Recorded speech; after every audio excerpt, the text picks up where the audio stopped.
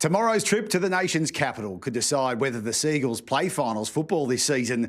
Coach Anthony Seibold insists they're still alive ahead of the Raiders clash, but he's clearly on edge and wasn't impressed with one line of questioning from reporters in Brookvale this morning.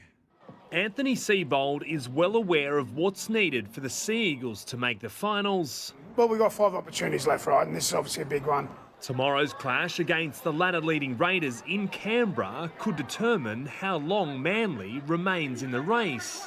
Yeah, we're right in the fight. We're 1 win out of the 8 at the moment. A couple of weeks ago, we were well entrenched there. But back-to-back losses have seen the Seagulls drop from 7th to 10th. Seibold's feathers ruffled when asked about his connection with players. Can you describe it as a good relationship you have with everyone in the locker room? Yeah, I mean, you're trying to get a headline there, man. I think it's pretty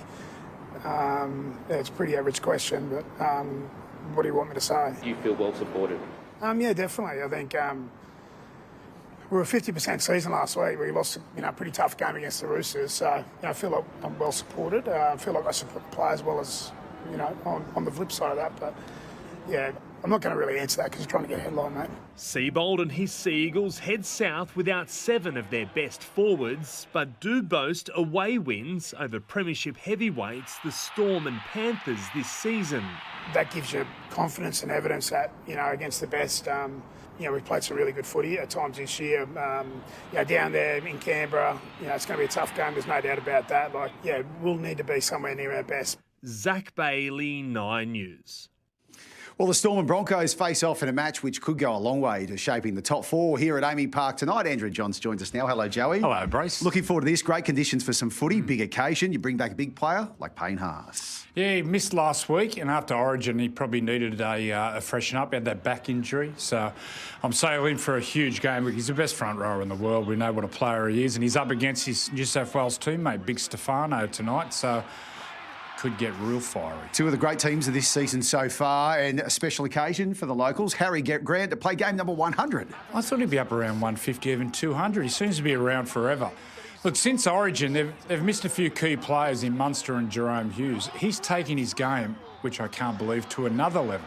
An absolute superstar of the game, and if they're going to win, he'll be near enough to man of the match. Single digits here tonight. You going to be all right? I think so. I'm up in the box. Okay, good luck. Cheers. Thanks, mate. Now, the Rabbitohs bid to avoid the wooden spoon has been given a big boost. Latrell Mitchell to return for the clash with the Titans. The Bunnies have another battle on their hands, though, stopping pocket rocket Jai Gray from signing with Rugby Union. Training mishaps have haunted the Bunnies this year. This hand injury didn't look good for Jai Gray. He fronted the media soon after, and all the talk was a $900,000 play from breakaway rugby comp R360. Jai, you're going to rugby for what? How many 100,000 a year? I'm contracted here until the end of next year, and my manager's looking after everything outside of that. Have you played rugby before? I played rugby only a little bit in school, but that's about it.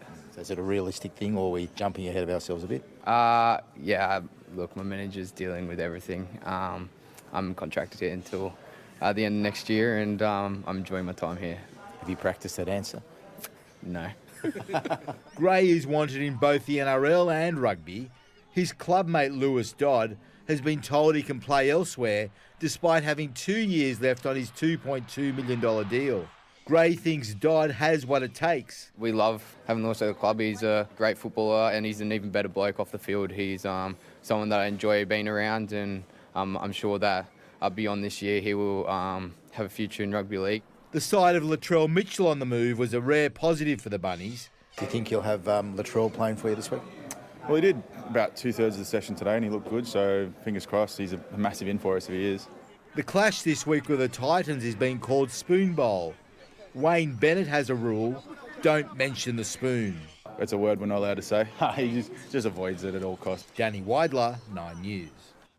Suggestions: Dylan Brown has played his last game for the Eels, could be put to bed this weekend.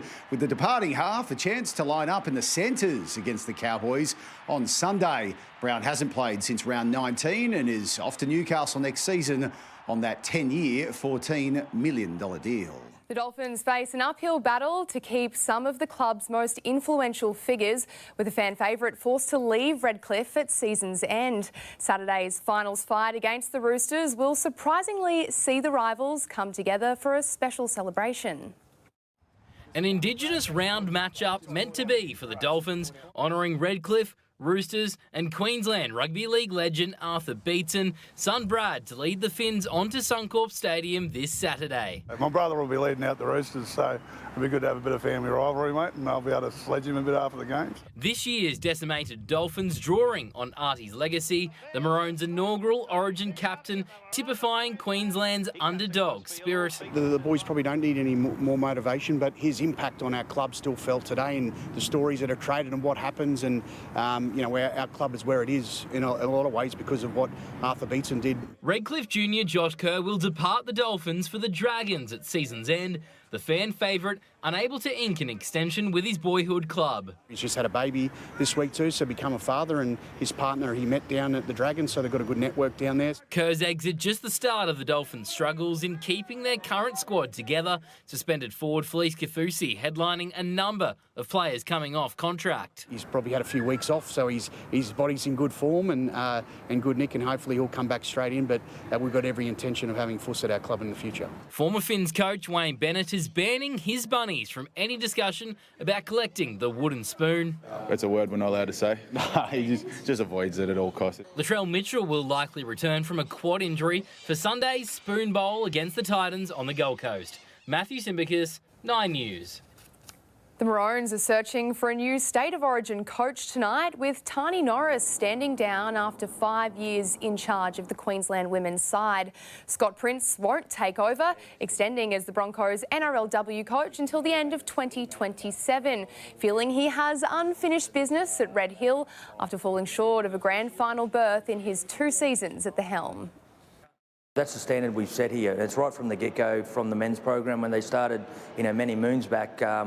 Where if we're falling short of grand finals or semi-finals, that's the standard at this club. Prince's first priority, the Broncos clash with the winless Raiders on Sunday afternoon in Canberra.